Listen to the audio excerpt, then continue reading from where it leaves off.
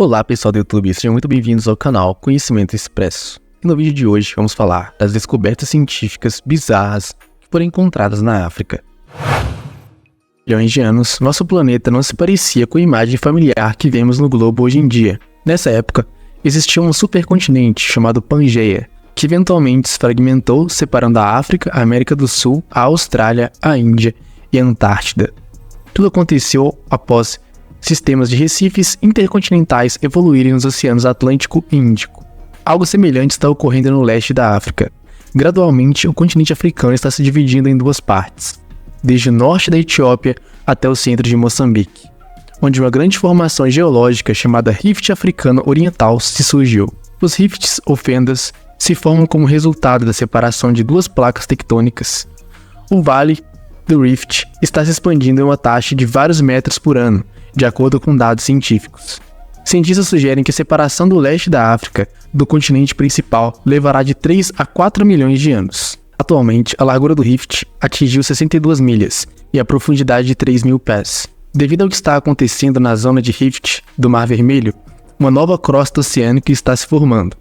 Após a separação do leste da África, espera-se que um novo oceano apareça neste local. Este fenômeno, que está transformando lentamente a geografia do nosso planeta, é um lembrete impressionante da dinâmica constante da Terra ao longo do tempo. As paisagens arenosas do deserto de Namíbia são adornadas por círculos caprichosos, de areia, terra, com uma depressão. Dentro de cada círculo não há vegetação, enquanto as bordas são cobertas por grama seca. O diâmetro dos círculos, chamados círculos de fadas, varia de 6 a 50 pés. O mais surpreendente é que eles desaparecem e reaparecem no mesmo lugar. Os moradores locais criaram lendas e mitos para tentar explicar esses fenômenos. Porém, os cientistas, por sua vez, há muito tempo ficam intrigados e não compreendiam a natureza desse fenômeno. Na opinião deles, os círculos de fadas poderiam ter surgido como resultado de tentativas de alta regulação pelas plantas em condições de seca. Outra teoria que sugeria que as plantas eram mortas por cupins que se alimentavam de suas raízes.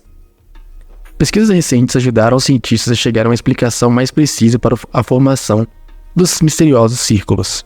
Eles presumiram que a erva leiteira colonizou as planícies arenosas durante um clima mais favorável. Em condições de seca extrema, as plantas morrem, mas deixaram um sulco no solo que retém a sua toxicidade por um longo período. Durante as observações, os cientistas também descobriram que após as chuvas, cresce uma nova grama dentro do local do círculo, que rapidamente morre. A análise do solo, dos círculos de fadas e debaixo das plantas mortas de erva leiteira confirmou sua semelhança em fitoquímica, o que significa que as plantas jovens morreram como resultado de envenenamento pelo próprio solo. Este estudo não apenas permitiu entender a natureza dos círculos de fadas, mas também descobrir novos deles em outros lugares do deserto, embora anteriormente se acreditasse que ocorresse somente na Namíbia. As margens do Mar Vermelho no Egito encontram-se uma maravilha natural que cativou os corações de mergulhadores e aventureiros por gerações.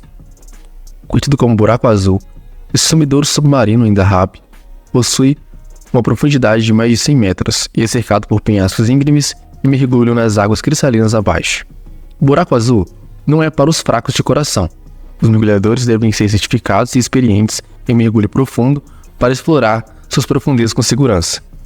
Mas, para aqueles que usam se aventurar, recompensas são imensas. Cardumes de peixes coloridos e corais vibrantes podem ser avistados nas águas azuis. Devido à alta profundidade, os mergulhadores são suscetíveis à narcose do nitrogênio, uma condição que pode causar alucinações, excesso de confiança, confusão de julgamento e pode prejudicar, levando a erros fatais. Apesar dos riscos, o Buraco Azul continua a atrair aventureiros de todo o mundo, ansiosos para testar seus limites e explorar o desconhecido.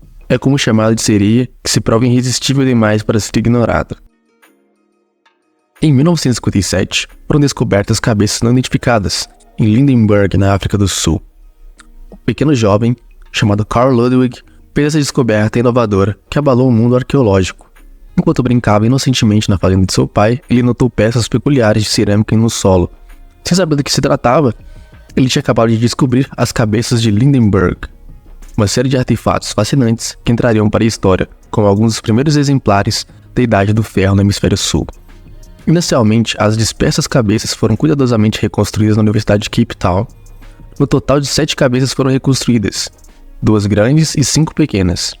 6 dessas cabeças representam características humanas, enquanto a 7ª tem características animalísticas marcantes.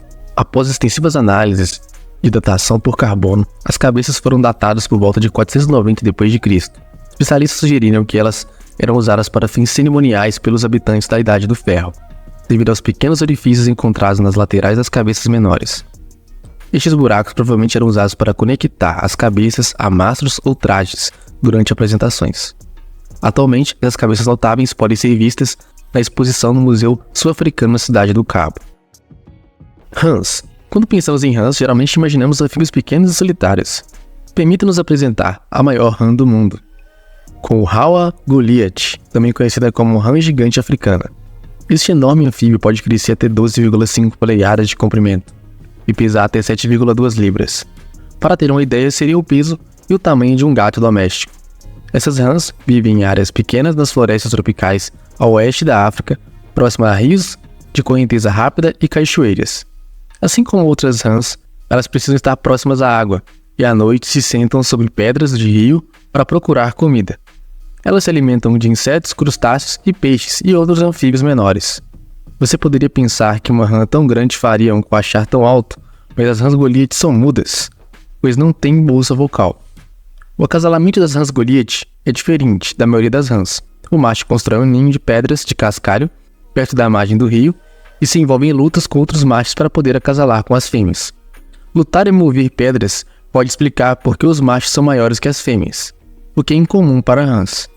A fêmea deposita milhares de ovos no ninho e depois disso a responsabilidade parental termina. Elas nem esperam que os ovos eclodam. Infelizmente, essas criaturas incríveis estão em perigo. Atividades humanas como agricultura, exploração florestal e assentamentos humanos estão invadindo seu habitat florestal. Além disso, são caçadas por sua carne, colocando-as em maior risco ainda. Bom pessoal, esse foi o vídeo, espero que tenham gostado. Se gostaram, deixe seu like, seu comentário e a sua inscrição. Estamos sempre procurando melhorar o conteúdo aqui do canal, então o seu feedback é muito importante para nós. Até o próximo vídeo, fiquem bem.